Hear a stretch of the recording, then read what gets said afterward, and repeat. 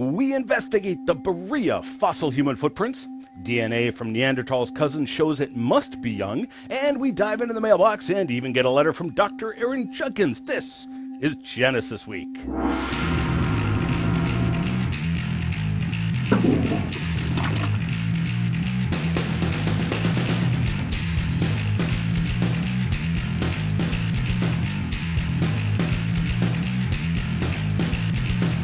And welcome to this episode of Genesis Week, the weekly program of creationary commentary on news, views, and events pertaining to the Origins controversy, proudly brought to you by Core Ottawa, Citizens for Origins Research and Education, and exclusive right here on YouTube.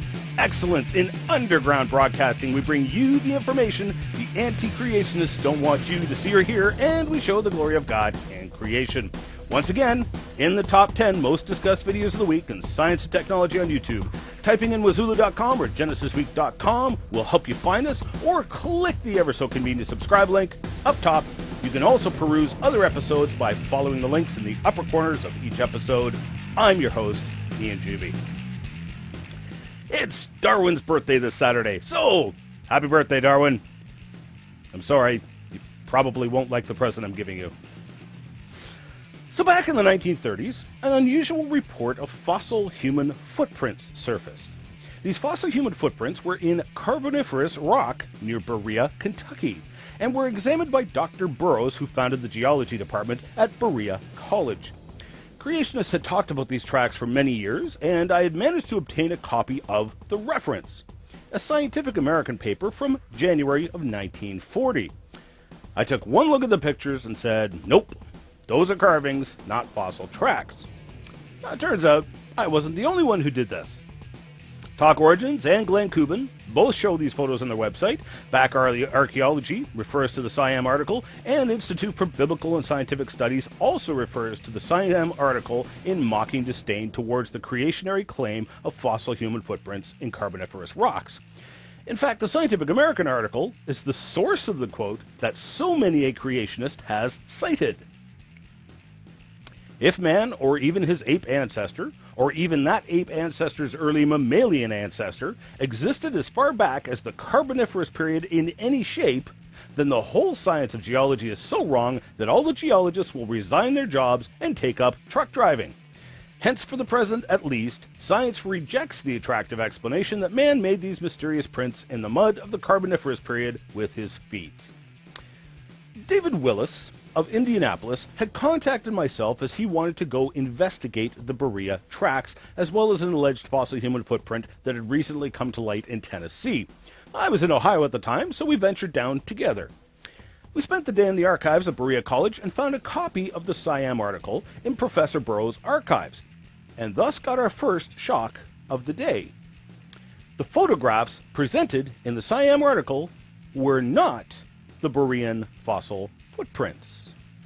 In fact, if you read Ingalls' article carefully, you can read between the lines and note that he never did say the tracks pictured were the Berean tracks.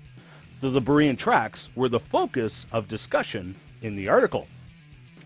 Ingalls' article can only be described as scandalous, but the scandal didn't stop there.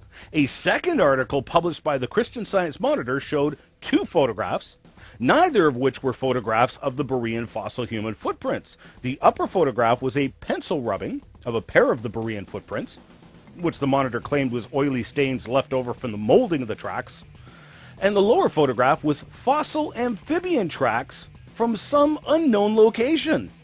Burroughs himself noted in his personal correspondence that the Monitor even went to the trouble of displaying only 10 tracks in the amphibian ichthofossil slab, which just happened to match the number of prints found at the Berean site.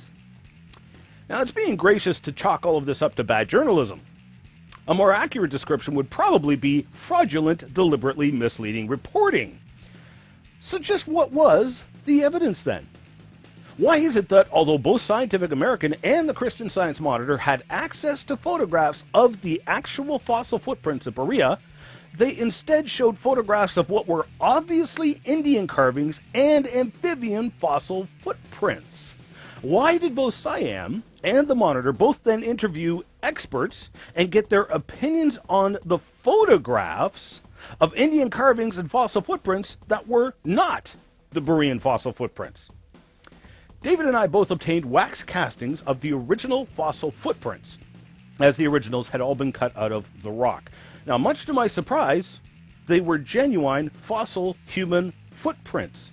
There is clear displaced mud surrounding the footprints, and multiple researchers noted the increased density in the sand grains surrounding the footprints, verifying that they were genuine footprints.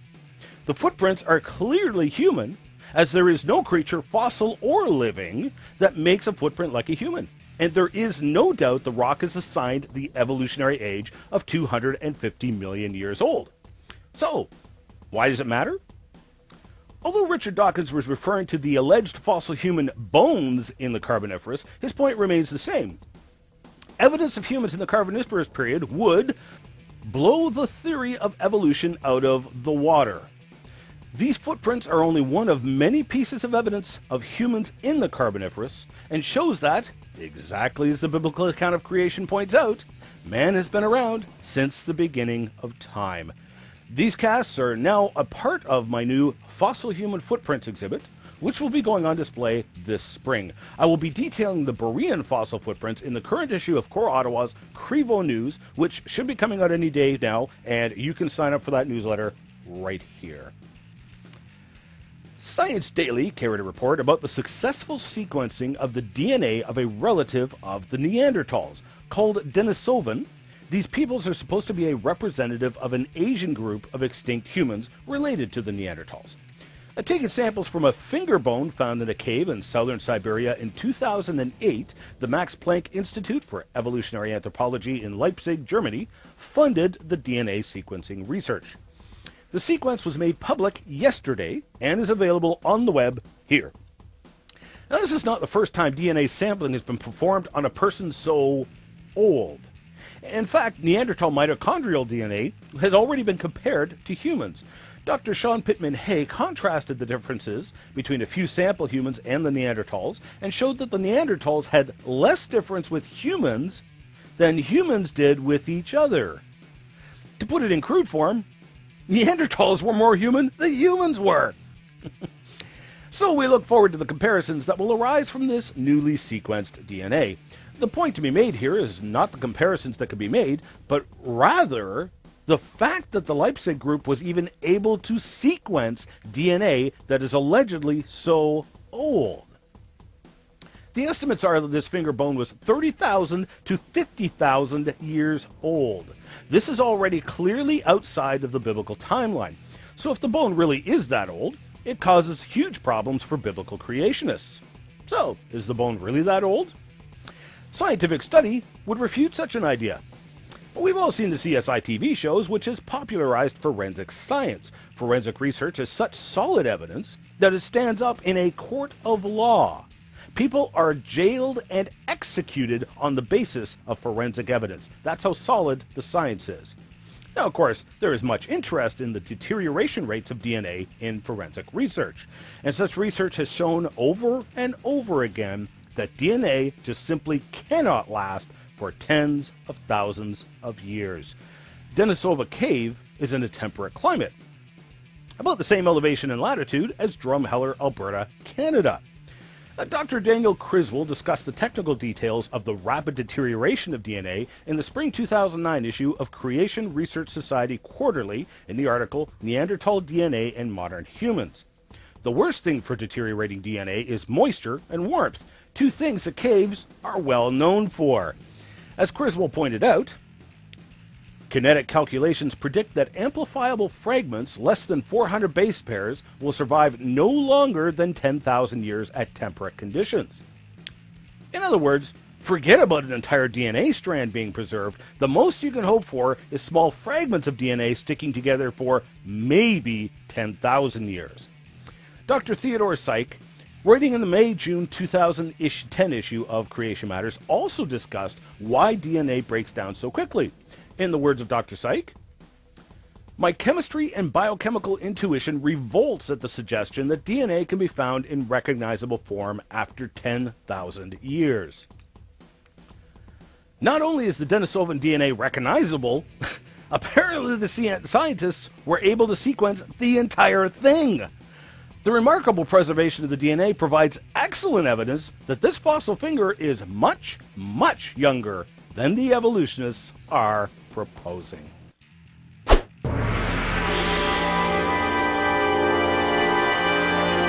Woohoo! Mail for me?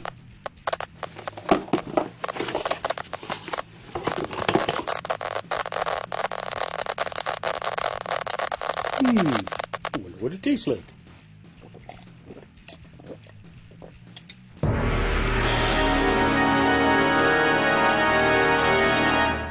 Dr. Aaron Judkins wrote in regarding last week's show. Regarding the Paluxy footprints, I stand by Ian's assertion, and I mean that literally.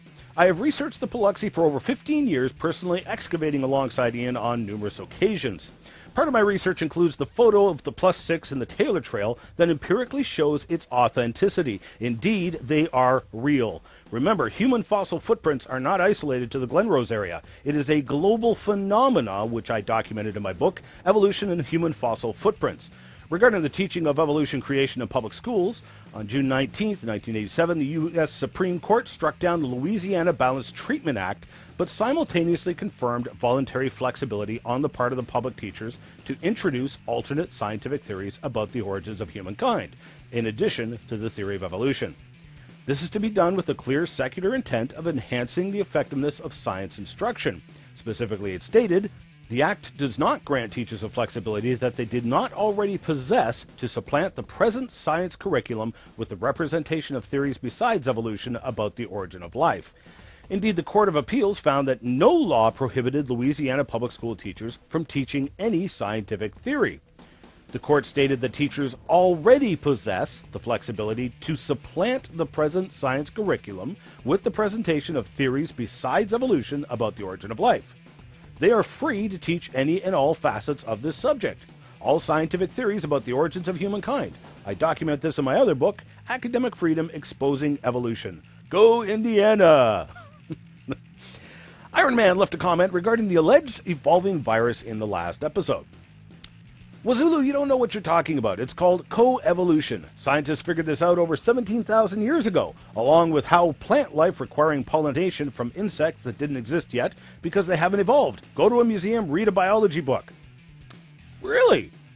So, evolution explains how the fig tree survived for millions of years before the fig wasp evolved, even though the fig wasp needs the fig tree to survive, and the fig tree needs the fig wasp to survive. I could cite probably dozens of examples like that. Scientists were around 17,000 years ago, and scientists today have not figured out this coevolution. So obviously, it isn't written in biology textbooks. Hey, Ian, can you stop equivocating evolution, please? Yes, the literal definition of evolution has changed over time, but Darwinian evolution is change due to natural selection, social pressures. They aren't the same thing, and you do a disservice to your cause by conflating the two. Johnny B. Groovy. Basically, Ian is misrepresenting the whole theory in favor of his personal beliefs. In this video, he states that evolution is change over time, but he does not state what it is a change of. The audience is left to make up its own mind about what that change is. This is deceptive. Actually, when I've asked evolutionists to define evolution, that is the definition I've been given. So you're not disagreeing with me, nor is this misrepresentation. I would encourage the viewers to do their own survey. Go around and ask people what their definition of evolution is. Go on. Paul Chartley finished the statement with, he comments that evolution fits every scenario it is applied to, but that is not because it is made up, it is because it is correct. Thank you for admitting that evolution fits every scenario. That immediately disqualifies evolution as scientific, because it is then not falsifiable. Evolution simply conforms to whatever evidence it is presented with. Thank you for making my point. Thanks, Ian, for your work. I wanted to comment on the virus actually refuting evolution. Viruses, as you carefully pointed out, could not live, or don't live, without taking over a living cell. They are entirely dependent upon the cell machinery for life. Moreover, the changes they create in the DNA do not tend for their survival. They often destroy the host, and thus destroy the ability of the virus to continue. If the virus were responsible for life, it would have snuffed it out as quickly as it began. A significant point. Thanks for writing in. Keep going in. You're so good at poning the evolutionists. I've had a discussion with an atheist who was complaining that you and other creationists don't have a science degree and that you can't do science. Is there any chance you have addressed this somewhere, possibly in a rant? Well, let's deal with that one right now. First of all, it is astoundingly ignorant to claim that there are no creationists with science degrees. This atheist has already disqualified himself with that one claim alone. But I'm also immediately suspect of anyone who starts asking about credentials. Why? Because credentials have absolutely nothing to do with whether or not the person is right. That is a subtle ad hominem attack. Credentialed people make stupid mistakes, and uncredentialed people make stunning discoveries. Secondly, you'll please notice that such people who ask for credentials use the lack of credentials to reject anything you say, but then embrace the writings of Darwin, whose only earned degree was in theology. Now, if you have scientific credentials, they reject your credentials. Dr. Jerry Bergman, 9 university degrees, 2 of them PhDs. You don't get more credentialed than that. But the very people who were demanding my credentials in the very next sentence were rejecting Dr. Bergman's credentials. Look, there's no nice way to say it. This is called hypocrisy and bigotry. And it was glaring in the comments of last week's show. I encourage the viewers, go read the comments for yourself. In like fashion, the anti-creationists loudly demand peer review. But they seem to forget that Origin of the Species was never peer-reviewed. The only peer review they will accept is peer review which defends evolution and refutes creation. Therefore, by their twisted definition, there are no creationary peer-reviewed papers. Actually, in fact, there's been plenty of creationists who have published articles in secular peer-reviewed journals. But the anti-creationists reject those works. Obviously, the anti-creationists are playing head games. Ask yourself, would you listen to someone who contradicts themselves like that? Hypocrites and bigots disqualify themselves from any semblance of credibility. They are not reasonable, nor are they worthy of being listened to. I have addressed these issues partly in my newsletters, item number 3 here, and partly in Crevo Rant number 213. Ian, can you possibly do a video on Mary Schweitzer's find? I've always found that very interesting, particularly her statement on blood cells and tissue existing intact and with its same nature elasticity for hundreds of millions of years. I think she says it perfect, science doesn't allow it, and I agree with her. I think that such things as tissue and blood would have departed from the scene a long time ago. How can something be possible for such a long time? Why hasn't it been mentioned? Well, let me see what I can do. I'm way behind in video production, as I've got several videos in queue which need to be produced first. But sure, that is a fun subject, and again, forensic science has much to say on the matter. Okay, that's enough for this week. I'm your host, Ian Juby. Thanks for watching and pursuing the truth with me. Just remember, Pilate asked, "What is truth?" Jesus said, "I am truth." We'll see you next Thursday.